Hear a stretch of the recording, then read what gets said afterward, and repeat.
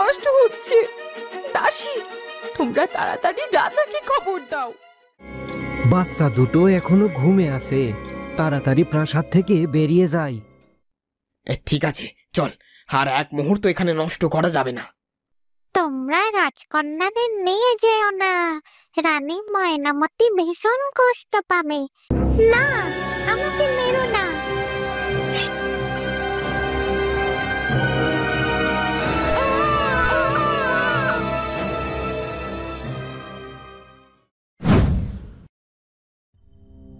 রানী ময়নামতির তো জ্ঞান ফেরার সময় হয়ে এলো, তাকে এবার কি বলবো?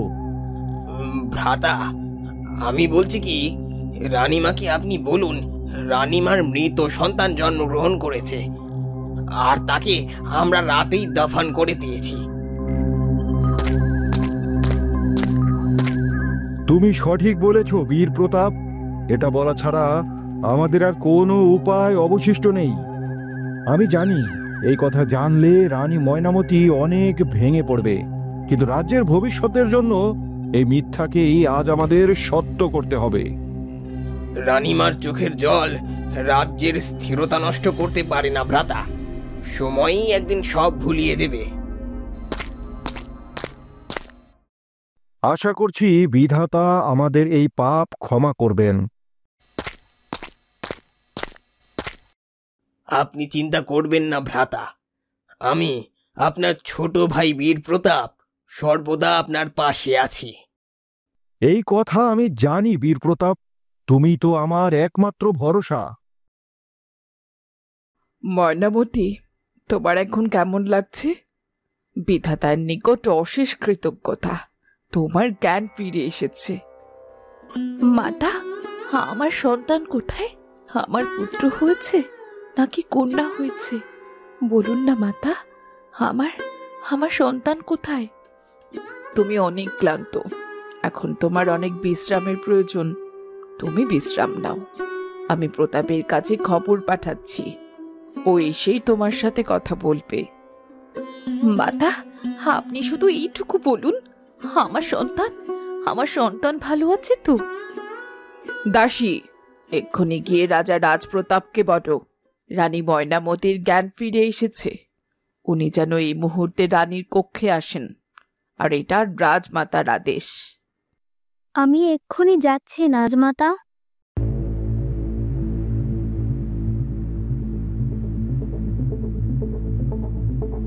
মার্জনা করবেন মহারাজ, রানীমার জ্ঞান ফিরে পেয়েছেন, তিনি বারবার তার সন্তানদের দেখতে চাচ্ছেন। তুমি রাজমাতাকে গিয়ে বলো আমি কিছুক্ষণ পরই আসছি। আজ্ঞে মহারাজ। মহারাজ, আর দেরি করবেন না, আপনি এক্ষুনি রানীমার কক্ষে যান, আর আমি যেভাবে বললাম রানীমাকে সেভাবেই বলুন। এই রাজ্যে কেবল পুত্র উত্তরাধিকার প্রয়োজন, রানী ময়নামতিকে সেই নিয়ম মেনে চলতে হবে। আর সে যদি একান্তই এই রাজ্যে কোনো পুত্র সন্তান দিতে না পারে, তবে অন্য কেউ হবে এই রাজ্যের ভাবী রাজমাতা।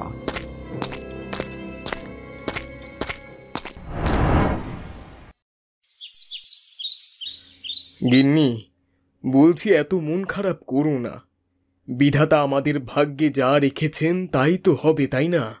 মন খারাপ করলে, কান্নাকাটি করলে কি আর আমাদের ভাগ্য বদলে যাবে? সবই তো বুঝি গো, সবই বুঝি, তারপরও যে অবুঝ মনটারে কিছুতেই শান্ত করতে পারছি না। কি অপরাধ বলো তো আমার, কি এমন করলাম যে বিধাতা আজও আমার কোল শূন্য রাখলেন? এত বদ্যি, এত ওঝা, এত জড়িবুটিও খেলাম, তবু তো কিছুই হলো না। তবে কি আমি কোনো দিনই মা হতে পারবো না? আমি কি কখনোই কারো মুখে মা ডাক শুনতে পারবো না? এত হতাশ হইও না মালা, মনে আশা রাখো। উনি যেমন আমাদের কোল শূন্য রেখেছেন, আবার উনি চাইলে তো পূর্ণ করে দিতে পারেন। কোনো চমৎকার নিশ্চয়ই হবে, দেখো তুমি। বলছো কোনো চমৎকার হবে? বলছো আমার কোলে একটা ফুটফুটে সন্তান আসবে? তুমি বলছো যে আমায় মা বলে ডাকবে, আমার কোলে উঠবে, আমাকে সারাক্ষণ ব্যস্ততায় ভরিয়ে রাখবে? বলছো হ্যাঁ গো হ্যাঁ, নিশ্চয়ই বিধাতা আমাদের ভাগ্যে কোনো অসাধারণ কিছু রেখেছেন। হতে পারে বিধাতা আমাদের ধৈর্যের পরীক্ষা নিচ্ছেন। একদম ঠিক বলেছ। আমার মনটা আবারও আশায় বুক বাঁধলো। এত চিন্তা করো না তো, যা হবার হবে। আমি এখন যাই, দেখি যদি কিছু মাছ ধরতে পারি, তবে কটা টাকা হাতে আসবে। ঠিক আছে, যাও, সাবধানে যেও কিন্তু।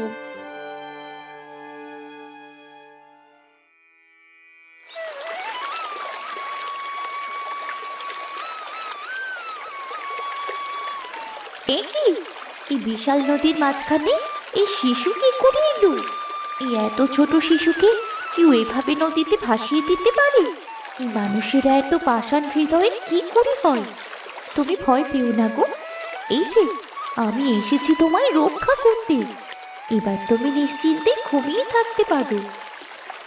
তোমার কপালে যে দীপ্তি, চোখে যে কিরণ, তা দেখে আমি মুগ্ধ হয়ে যাচ্ছি গো। কি সুন্দর তুমি দেখতে গো।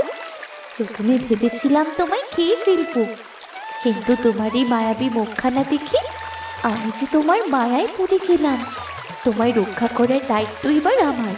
আমি নিজেই তোমাকে একটি পরিবারের কাছে পৌঁছে দেব।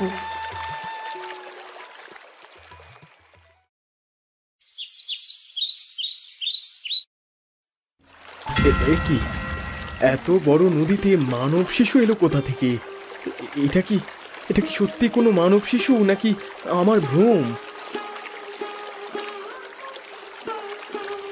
হায় বিধাতা, এ দেখি সত্যি এক মানব শিশু। কিন্তু এই এত বড় নদীতে ও এলো কি করে? আর শিশুটির শরীরের মালা দেখে তো মনে হচ্ছে কোনো রাজকন্যা। হায় বিধাতা, এই গরিব জেলের কপালে তুমি রাজকন্যা দিলে। এ তুই মা, এই অধম গরিব নিঃসন্তান কুবেরের কপালে এসে ধরা দিলি। তুই কি তবে আমার সন্তান রূপে আমার কাছে এলি? চল না, চল আমার কুড়ে ঘরে চল। আমার সন্তান বলেই তোকে আমি আগলে রাখবো। আজ থেকে তুই হবি এই কুবের জেলের কন্যা।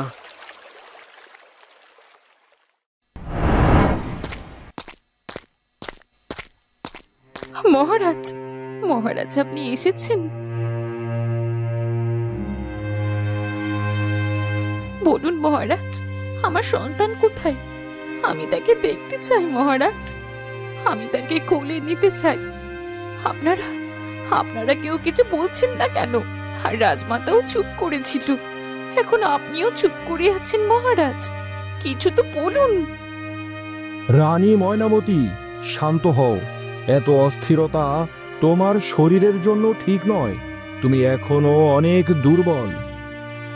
আমার সন্তানের কোনো খবর না পাওয়া পর্যন্ত আমি যে শান্ত হতে পারছি না মহারাজ। ভাগ্য যে আমাদের সাথে ছিল না রানী। বিধাতা আমাদের কাছে 2 জন পুত্র সন্তান পাঠিয়েছিলেন, কিন্তু কি মহারাজ, কি? আমার সন্তানেরা কোথায়? বলুন মহারাজ, বলুন। আমার পুত্ররা কোথায় বলুন। তাদের একটিবার আমার কাছে নিয়ে আসুন। আমি তাদের কোলে নিতে চাই, তাদের প্রাণ ভরে দেখতে চাই, ওদের আমি আদর করতে চাই মহারাজ। দিন না মহারাজ, দিন, তাদের আমার কোলে তুলে দিন। শান্ত হও ময়নামতি, এত উত্তেজনা তোমার জন্য ভালো নয়। তাহলে বলুন, বলুন, কোথায় আমার পুত্ররা? কোথায় আছে আমার বুকের মানিকেরা, আমার 7 রাজার ধন? আমাদের পুত্ররা কি হয়েছে? আমার পুত্রের কি হয়েছে? মহারাজ, আর চুপ করে থাকবেন না, বলুন, বলুন, কি হয়েছে আমার পুত্রদের? ওরা যে আর বেঁচে নেই ময়নামতি। বিধাতা ওদেরকে তার কাছে নিয়ে গেছেন। না, এ কিছুতেই হতে পারে না।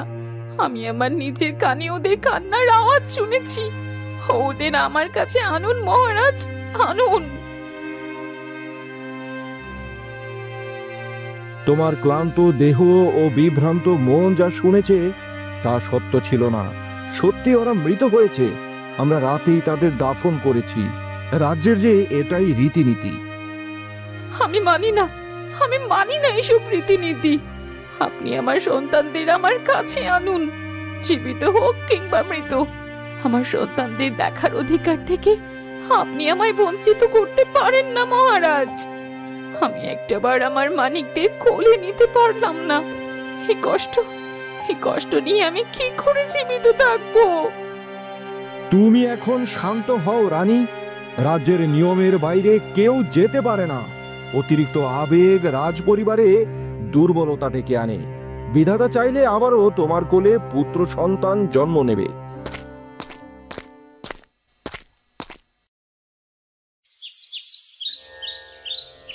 জানিস রে মা, তোর মা মানে আমার বউ তোকে পেলে কত খুশি হবে। তোকে তো বুক থেকে মাটিতেই ফেলবে না রে। এই যে ভাঙাচোরা ঘরটা দেখতে পাচ্ছিস, আজ থেকে এটাই তোর ঘর। এই বাড়ি, এই আঙিনা, ওই নৌকা, আজ থেকে এগুলো সবই তোর। এমনই আমরা দুজন বুড়ো বুড়িও তোর রে মা। আমাদের নিজের পিতা মাতা ভেবে আগলে রাখবি তো? তুই আমাদের মেনে নিয়েছিস রে মা। আজ থেকে তুই আমাদের সব হয়ে গেলি রে মা। মালা, ও মালা, কই গেলে? এই দেখো দেখো, তোমার জন্য কি এনেছি, কাকে এনেছি।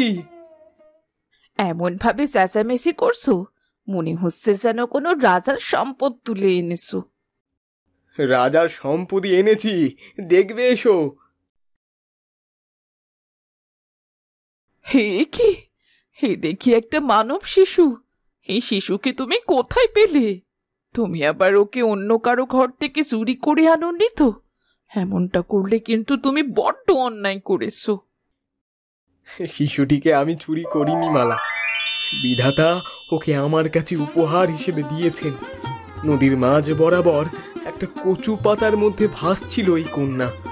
আমি তো ভাবলাম হয়তো কোনো স্বপ্ন দেখছি কিংবা আমার ভ্রম, কিন্তু না, ও যে সত্যি সত্যি আমার কন্যা রূপে আমার কাছে এসেছে।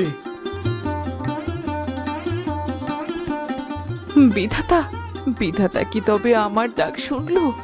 এই দেখো না, সে কেমন আমার বুকের মাঝে চুপটি করে আছে। আজ থেকে এই মেয়ে, আজ থেকে এই ফুটফুটে পরি হবে আমাদের কন্যা।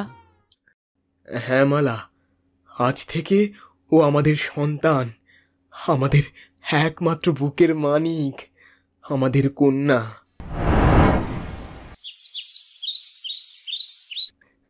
আজ রাজ্যের ভবিষ্যৎ আমার হাতের মুঠোয় এসে গেছে কল্পনা।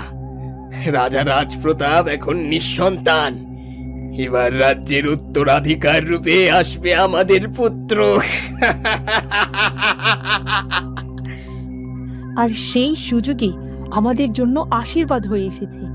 আর 16 বছর এরপরই আমাদের পুত্র এই রাজ্যের যুবরাজ হবে, তারপর হবে রাজা। হা হা হা হা। আর আমার ভ্রাতা হবে এই রাজ্যের কালশিত এক রাজা, যে সম্পত্তির লোভে নিজের সন্তানদের হত্যা করেছে। সবই আমার পরিকল্পনা মতো এগোচ্ছে রানী। আর মাত্র কয়েক বছর, এই কয়টা বছর আমাদের খুব সতর্ক থাকতে হবে। রানী ময়নামতির জীবনে থাকবে কেবল শোক আর অপমান, আর আমাদের জীবনে শুরু হচ্ছে রাজমহিমার উত্থান। ভাগ্য যে আমাদের পক্ষেই কথা বলছে। কিন্তু রানী, এখনো যে আমাদের একটা কাজ বাকি আছে। আমাদের এখন ধৈর্য ধরে সে সময় পর্যন্ত অপেক্ষা করতে হবে। রাজা যেন নিজেই আমাদের হাত ধরে সিংহাসনে বসান। শুধু সেই সময় পর্যন্ত আমাদের অভিনয়টা চালিয়ে যেতে হবে। সে কাজ আপনি আমার উপর ছেড়ে দেন। রানীর দুঃখে আমি যেমন সহানুভূতি দেখাবো, তেমনি রাজাকে বুঝিয়ে দেব এই রাজ্যের ভবিষ্যৎ রক্ষা করতে হলে নতুন উত্তরাধিকার দরকার। এরপর আমাদের পুত্রই হবে সেই উত্তরাধিকার। হা হা হা।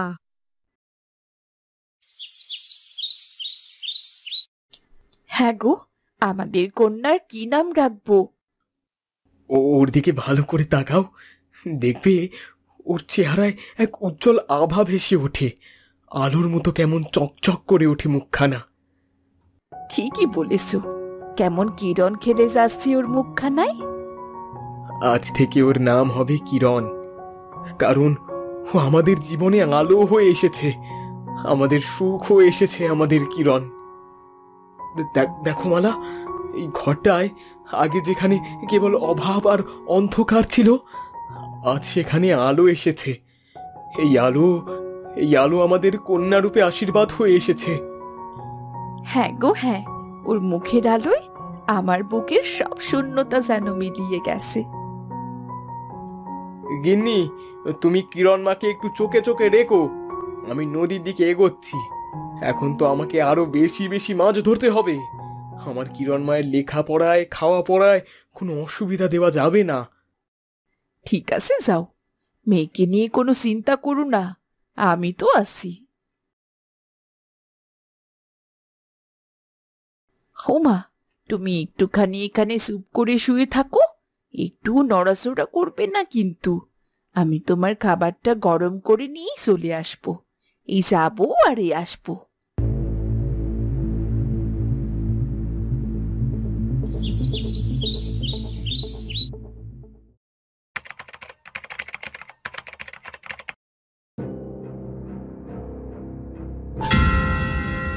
এ কি কিরণ? কিরণকে তো এখানে শুয়ে রেখে গিয়েছিলাম, কে নিয়ে গেল আমার মেয়েটাকে? কিরণ, মা কিরণ, তুই কোথায় গেলি? হায় বিধাতা, এ কেমন পরীক্ষা! আমার কোল আলো করে দিয়ে আবার কেন কেড়ে নিলে? বন্ধুরা, কোথায় হারিয়ে গেল কিরণ? কিরণের কি কোনো বিপদ হলো? মালা কি আবার ফিরে পাবে কিরণকে? তোমাদের মতামত কমেন্ট করে জানাতে ভুলো না যেন। তোমাদের সাথে আবার দেখা হচ্ছে পরবর্তী পর্বে। সেই পর্যন্ত সুস্থ থাকো, ভালো থাকো। আমাদের নিত্য নতুন ভিডিও সবার আগে পেতে আমাদের চ্যানেলটি সাবস্ক্রাইব করে আমাদের পাশেই থাকো। ধন্যবাদ।